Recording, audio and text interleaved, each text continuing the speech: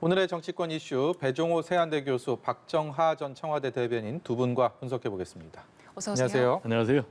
먼저 여론조사 결과 하나 볼 텐데요. 저희가 세 가지 지표를 준비했습니다. 차기 대선 후보에 대한 적합도인데 진영과 상관없이 전체 후보에 대한 적합도 먼저 보겠습니다.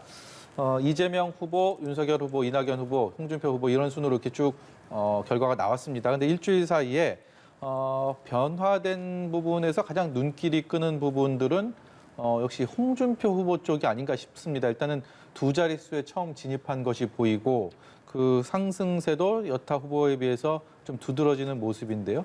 어디에 좀 집중해서 제가 제대로 본 게 맞습니까? 예, 전체적으로 보면은 일단은 이재명, 이낙연 두 여권 후보는 박스권이라고 표현할 수 있을 것 같고 윤석열 전 야권에서는 윤석열 후보는 완만 하락, 홍준표 후보가 이제 급상승의 양상을 보이고 있어요. 그러니까 내용상으로도 사실은 이제 홍준표 후보가 지난 조사에 비해서 많이 올라갔고 특별히 이 조사뿐만 아니라 최근에 나온 몇몇 조사들이 다 그런 양상을 좀 보이고 있거든요. 근데 안에 내용에 들어가면 더 재밌는 게 사실은 홍준표 후보가 보수, 저희가 좀 다음에 보겠습니다만 보수 지지층 내에서는 굉장히 많은 상승세를 보이고 있고 특히 그 안에 20, 30대 젊은 세대층에서의 지지율이 상승하고 있는 상황을 지금 저희가 볼 수 있습니다. 네, 지금 전체 후보들의 상황을 살펴봤고요. 이번에는 진보 진영 대선 후보 적합도를 좀 살펴보겠습니다.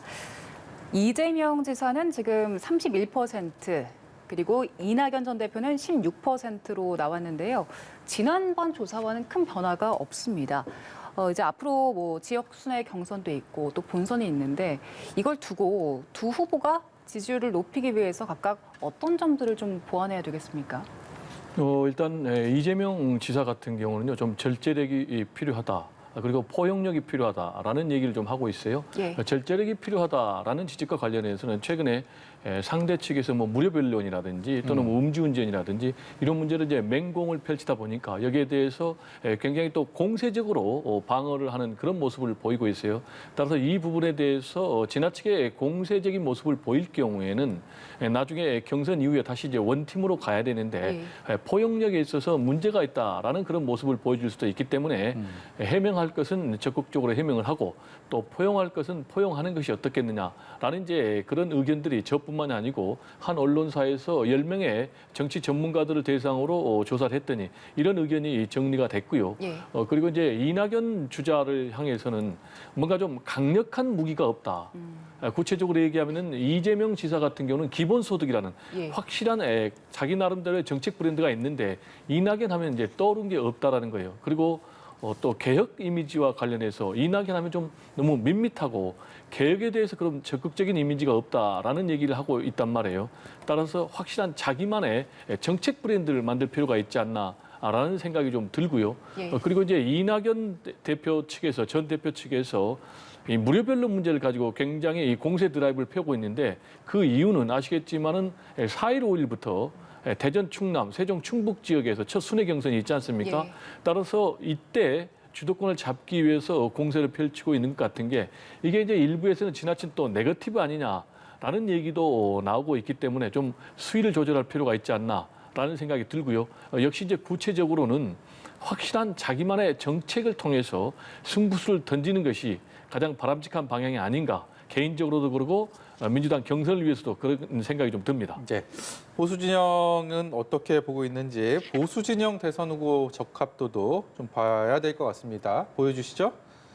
네, 지금 보면요. 윤석열, 홍준표, 유승민, 안철수 뭐 이 순으로 돼 있는데 일단은 8월 셋째 주, 2주 전과 비교해서 윤석열 후보가 3%포인트가 하락을 했고 그리고 홍준표 후보는 7%포인트 상승을 하면서 격차가 오차범위 이내로 줄었습니다. 근데 앞서서 박정하 대변인도 말씀을 하셨지만 이 보수층 그리고 국민의힘 지지층에서는 2배 이상 또 차이가 나는 지금 지표상으로 나오지 않았습니다만 그것이 이제 역선택 방지 조항 지금 국민의힘의 가장 큰 논란거리 중에 하나인데 그것이 지금 홍준표 후보에게는 사실 그 조항이 있고 없고가 수치상으로 큰 변화가 있는 것으로는 나오고 있습니다.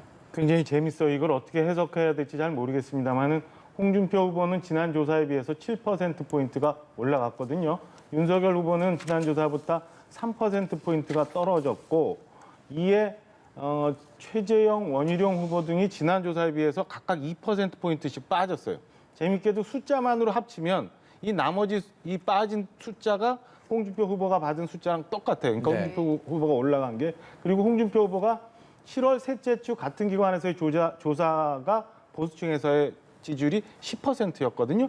지금 한 달 남짓 사이에 2배가 올랐어요. 그래서 지금 윤석열 후보와 홍준표 후보가 오차 범위 내로 이제 들어간 양상을 보이는데 우선은 홍준표 후보가 자체 발광보다는 사실은 전 낙수 효과를 조금 보고 있지 않나. 초기라 굉장히 조심스럽게 좀 분석을 좀 해봐야 되는데 예. 그런 양상을 보이지 않나 싶은 생각이 듭니다. 그러니까 보통의 예상은 윤석열 후보가 이제 전반적으로 하락세를 보이면 그 나머지 지지세가 뭐 최재형 후보나 아닌 다른 후보 쪽으로 갈 거라고 예상을 많이들 했는데 이게 의외로 좀 홍준표 후보 쪽에 가 있는 거고 이 보면은 지난 그 지도부와의 갈등 양상 속에서 홍준표 후보가 좀 다소 빠져 있었던 점 그리고 홍준표 후보가 이 문제를 제기하는 이슈나 아니면 그 방법들이 보수층에 굉장히 뭐 시원하게 접근하고 있는 듯한 그런 느낌 때문에 저런 지지가 있는지 좀 더 봐야겠습니다만 하여튼 보수층에서도 저렇게 높은 지지율 상승을 보이고 있고 특히 20, 30대에서 많은 표 쏠림이 보이고 있어요. 근데 다만 그 안에 들어가면 또 재밌는 거는 국민의힘 같은 조사입니다. 국민의힘 지지층에서는 윤석열 후보에 대해서는 50%, 홍준표 후보에 대해서는 23% 지지율을 보이고 있거든요. 근데 민주당 지지층에서는 홍준표 후보에게는 23%, 윤석열 후보는 단단히 숫자로 이제 빠져요. 그래서 5%. 네, 그래서 이게 역선택이 보이느냐 안 보이느냐 현상을 가지고 지금 당 경선 룰까지도 굉장히 영향을 미치고 있는 조사입니다. 어쨌든 전반적으로 보면은 윤석열, 최재형 후보의 완만 하락세에 지금 홍준표 후보가 나머지 표를 다 모으고 있는 듯한 그런 양상을 보이고 있습니다. 네. 저는 이제 우리 대변인하고 좀 다르게 보는 게요. 지금 자체 발광 얘기를 했는데 사실은 윤석열 전 총장 같은 경우 자체 발광체냐 아니면은 뭐 반사체냐라는 부분에 대해서 논란이 많이 있는데 지금까지는 문재인 대통령 또는 이제 현 문재인 정부와 대립각을 세우면서 반사이익을 얻은 반사체에 불과하다라는 그런 평가가 많이 나오고 있거든요. 그럼 이제 최근에 왜 윤석열 전 총장은 지지율이 하락하고 홍준표 전 대표 같은 경우는 이제 지지율이 올라가는가라는 것과 관련해서는 저는 반사 효과도 있고 자체 발광 효과도 동시에 있다고 봅니다. 말씀드린 대로 윤석열 전 총장이 일일 일설화라든지 또는 이제 반대만 있고 구체적인 비전과 정책 제시가 없고 보수층만 겨냥하는 이런 행보를 하다 보니까 중도라든지 2030 젊은 층에서 이탈했어요. 여성층에서도 이탈했고 심지어는 이제 화이트 칼라 층에서도 윤석열 전 총장보다 홍준표 전 대표가 앞서는 이런 현상이 나오고 있거든요. 그럼 이제 홍준표 전 대표는 왜 오르고 있는가? 본인도 굉장히 노력을 하고 있어요. 이미지 변신. 구체적으로 얘기하면 홍준표 하면은 빨간 넥타이의 사나이. 그래서 레드 홍준표 했는데 그럼 이제 상당히 고집불통스럽고 또 골통 보수의 이미지였는데 본인이 이미지 변신을 위해서 빨간색 넥타이를 버리고 지금 파란색 희망의 상징, 변화의 상징으로 해서 지금 중도 외연을 확장하고 있거든요. 이런 부분이 상당히 먹힌 것이 아닌가라는 저는 이제 분석이고요. 문제는 이런 현상들이 나타나면서 윤석열 대세론이 균열을 보이고 있다는 것입니다. 아시겠지만 윤석열 전 총장 같은 경우는 보수의 정통 주자가 아니거든요. 문재인 정부에서 출세한 어떻게 보면 이제 문재인 정부의 사람인데도 불구하고 문재인 정부에 가장 맞설 수 있는 본선 경쟁력이 있는 사람이다. 라는 것 때문에 지금 보수에서도 전략적 지지를 받고 있는데 네. 이렇게 지지율이 계속 하락해서 본선 경쟁력이 흔들리게 되면은 윤석열 전 총장에 대한 존재 가치가 없어지는 거예요.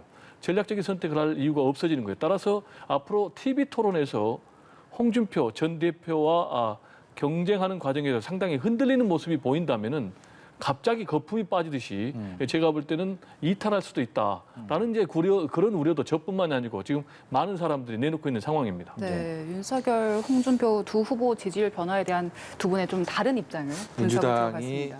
좋아하는 후보, 홍준표 후보 어느 순간에 그렇게 좀 굳어지는 분위기입니다. 이것이 국민의힘의 또 역선택 방지 조항을 넣느냐 빼느냐에 또 참 많은 그 변수가 될 것 같습니다. 네, 그리고 이제 각 당별로 상황을 좀 살펴보겠습니다. 민주당 상황 먼저 볼 텐데 민주당 후보들이 처음으로 1대1 토론회를 가졌습니다. 특히 이재명, 이낙연 이 두 후보가 공세를 집중적으로 받았잖아요. 아까 그 이재명 지사의 기본소득 정책이 정책 브랜드다라는 말씀을 주셨는데 이걸 두고 정세균 후보가 굉장히 강하게 공세를 펼쳤습니다. 이거 재원 문제 지적하면서 25조 원 어떻게 증세를 한다는 거냐 이렇게 지적을 했고 여기에 대해서 뚜렷한 답변을 내놓지 않았잖아요. 답변을 회피하자 답변 태도를 가지고도 공격을 했습니다. 어제 토론회 어떻게 보셨습니까? 뭐 전체적으로 보면은 회피하는 그런 답변도 있었고 또 명쾌하게 적극적으로 내놓은 답변도 있었어요. 적극적으로 내놓은 답변 같은 경우는 뭐 조미시 문제라든지 또 언론개혁 문제에 대해서는 명확한 입장을 내놨고요. 말씀하신 대로 기본소득의 재원 문제 그리고 무료변론과 관련해서 변호사 수임료 문제에 대해서는 좀 회피하는 듯한 모습을 보였어요. 그러다 보니까 정세균 주자가 그렇게 회피해서 되겠느냐 좀 명확하게 입장을 내놔라라고 얘기를 하니까 역시 이제 정세균 주자를 향해서도 당신 또한 구체적인 공약 근거를 내놓지 않느냐라고 이제 맞대응하는 모습을 보였는데요.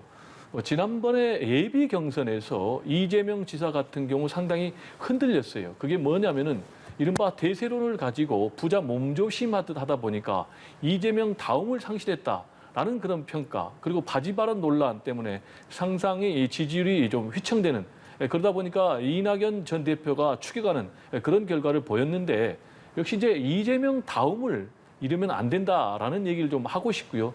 따라서 본인이 적극적으로 근거를 밝힐 부분에 대해서는 밝힐 필요가 있다. 그것이 집권 여당의 1위 후보 다음 모습이고요. 그렇지만은 너무 이 민주당의 경선이 네거티브로 흐를 경우에는 과거의 사례를 보면은 좋은 결과를 못 냈어요. 구체적으로 이제 두 가지 사례가 있었는데 다 아시겠지만 2007년 같은 경우 이명박 박근혜 두 사람이 BBK 문제 그리고 최태민 의혹 문제 가지고 죽도록 싸워가지고 결국은 두 사람이 다 사법처벌되는 불행한 결과가 나왔고 또 2012년 민주당 경선에서도 문재인 대 반문재인을 하다 보니까 결국 대선에서 패배하는 그런 문제가 있었기 때문에 경선 이후의 모습까지도 모든 주자들이 고려하는 그런 원팀 정신이 필요하지 않나라는 생각이 좀 듭니다. 박정화 대변인께서는 지금 여권의 경선 과정에서 불거진 이른바 이재명 후보의 무료 변론 이 논란에 대해서 어떻게 보시는지 궁금하고요. 그리고 국민의힘 입장에서는 민주당의 경선 절차가 먼저 출발하고 벌써 6번째 TV 토론회를 거치면서 이것이 이제 국민의힘한테는 또 다른 가이드가 하나 되지 않을까라는 생각도 드는데요. 어떤 것들 느끼셨는지도 여쭤보겠습니다. 일단은 아쉬운 거는 뭐 야당은 이제 시작이지만 야당도 특별히 지금 현재 뭐 주자들 간의 공약이 두드러지는 건 보이지 않아요. 근데 여당은 특히나 과거와 달리 이제 메가 이슈라고 하죠. 뭐 이런 정책 공약을 가지고 싸울 만한 것이 딱히 안 잡히는 그러다 보니까 이제 네거티브 공방으로 흐르게 되고 이게 앞서 저희가 이제 여론조사 전체적으로 봤습니다만은 1, 2 후보가 크게 변동이 없이 이제 흘러가고 있는 양상인 것 같아요. 그러다 보니까 토론회는 많이 진행이 되고 이제 내일 모레부터 결과가 이제 지역별로 이제 나오기 시작함에도 불구하고 아직 엊그제 있었던 토론회도 조회수가 높지 않은 상황으로 가는 이런 상황인데 이 전체적으로 특별한 이슈가 메가 이슈가 없은 정책적인 논쟁 없이 네거티브 검증으로 가다 보니까 후보 간 그 특별한 지지율 추이도 변화가 없고 국민적 관심을 확 끌어오지 못하는 그런 상황으로 가는 것 같아요. 지금 저희가 이제 어제 화면으로 보고 있습니다만은 1대1 토론 구도가 몇 가지가 있었어요. 그래서 공교롭게 이제 정세균 후보와 이재명 후보가 붙었는데 정세균 후보가 뭐 나쁜 버릇, 무례 뭐 이런 식으로 얘기를 하면서까지 이재명 후보의 답변을 기다렸는데 그런 것들이 끝내 안 나왔고 특히나 이제 장외 공방입니다만 이낙연 후보 측에서 얘기하고 있는 무료 변론 얘기에 대해서는 이재명 후보가 끝내 아직도 이제 얘기를 안 하고 있거든요. 전략상으로 뭐 경선이 지나고 나서 본선에 가면 국민의힘으로부터 굉장한 공세가 있을 테니까 네. 그때 해야지라고 이해는 충분히 합니다만 네. 그래도 이거는 그냥 공익변론이라기보다는 본인의 선거법과 관련됐던 문제이기 때문에 저는 이게 무료 변론을 받는지 아니면 또 다른 곳으로부터 변호사 비용이 어떻게 대납이 됐는지에 대해서 국민들이 굉장히 궁금해할 수밖에 없는 상황이고 이거는 본선 가면 또다시 나오는 네. 거기 때문에 저는 이참에 이재명 지사가 이 건에 대해서 분명히 얘기를 해야 된다고 생각을 합니다. 그저 단순히 뭐 재산상으로 보면 현금이 한 3억 줄었다라고만 표현할 게 아니라 각각의 1, 2, 3심까지 가는 동안 전관의 호화 변호인단을 구하는 동안 어느 정도가 들었고 그다음에 무료변론 우리 송도한 인권위원장 인사청문회에서 문제가 됐습니다만 그것도 어떤 연유인지에 대해서 설명을 해주는 게 대권 후보로서 옳은 처세 아닌가라는 생각입니다. 지금 국민들이 토론회를 통해서 보는 거는 사실은 지금 있는 문제도 문제이지만 만약에 저 후보가 대통령이 됐을 때 어떤 태도로 현안을 대응하느냐 이런 것들을 판단하고 있는 거기 때문에 저는 판단 근거를 국민들한테 분명히 보여줘야 된다 생각을 하고요. 국민의힘 경선 이제 시작이 됩니다. 근데 초반에 역시 지지율로 다 나타나고는 있습니다만은 뭐 지도부와의 갈등 그다음에 새로운 비전을 보여주지 않는 경우는 좋지 않은 그러니까 하락하는 국면을 받을 수밖에 없는 거고 새로운 무언가를 제시하는 후보들한테 눈길이 갈 수밖에 없거든요. 저는 국민의힘 후보들도 이렇게 지나친 네거티브 검증에 빠지기보다는 새로운 뭔가의 정책적인 이슈를 예. 제기하고 괜한 갈등을 만들어서 단순히 여의도식 관심을 갖는 게 지지율 상승이라는 도식적인 생각에서 좀 벗어났으면 하는 바람이 좀 있습니다. 이번 토요일이죠. 이제 이틀 뒤에 대전 충남 지역 그리고 일요일 충북 세종 지역에서 이 충청권 대전을 민주당 경선 후보들 간에 펼치게 되는데 단도직입적으로 누가 얼마나 유리하겠습니까? 그건 뭐 점쟁이가 아닌데 어떻게 하겠어요. 그리고 또 단도직입적으로 얘기를 하면은 굉장히 이게 민감한 문제이기 때문에 다른 측에서는 서운해할 수밖에 없죠. 아시겠지만은 첫 번째 순회 경선 지역 아니겠습니까? 그래서 그 결과가 앞으로 남은 경선 판세에 직접적인 영향을 미칠 수밖에 없거든요. 예. 이것도 뭐 여러 차례 얘기한 거지만은 만약에 이재명 지사가 압도적인 1위를 한다, 과반을 넘어버린다. 그러면 이재명 대세론이 급속도로 퍼질 수밖에 없고요. 사실상 민주당 경선이 끝났다라는 평가를 들 수가 있거든요. 예. 그렇지만은 이낙연 지금 주자가 만약에 여기서 추격의 발판을 만든다면은 앞으로 결선 투표도 있게 되고요. 누가 될지도 모른다라는 그런 이제 전망까지 나오기 때문에 이 부분에 대해서는 판세를 네. 또는 뭐 결과를 미리 예측하기는 상당히 좀 어렵고 다만 이 부분과 관련해서 확실하게 얘기할 수 있는 것은 충청도 지역이 첫 순회 경선 지역 플러스 사실 대선의 캐스팅 보트 역할을 지고 있고 또 민심의 바로미터 역할을 하는 그런 지역입니다. 네. 아시겠지만은 김대중, 노무현, 이명박, 박근혜, 문재인 다 충청도 지역에서 이겼고 결국 대통령이 됐거든요. 따라서 저는 개인적으로 이번 충청도 지역에서 1등한 사람이 네. 결국 민주당의 경선 후보가 될 것이다. 라는 점은 자신 있게 얘기할 예. 것 같습니다. 질문을 좀 바꿔서 했어야 될 것 같습니다. 누가 이길 것 같으냐가 아니고 꼭 한 곳에 집중을 한다면 어떤 의미를 둬야 될 것이냐라고 봐야 될 것 같고요. 거기에 대한 답변은 이재명 대세론이 공고해지느냐, 흔들리게 되느냐 여기에 대해서 좀 주목해서 보면 되지 않을까라는 생각이 들었습니다. 앞서서 저희가 얘기를 했었죠. 국민의힘 경선 과정에서 불거진 룰. 역선택 방지 조항이라고 하는데 여기에 대해서 이준석 대표 얘기를 했습니다. 들어보고 오겠습니다.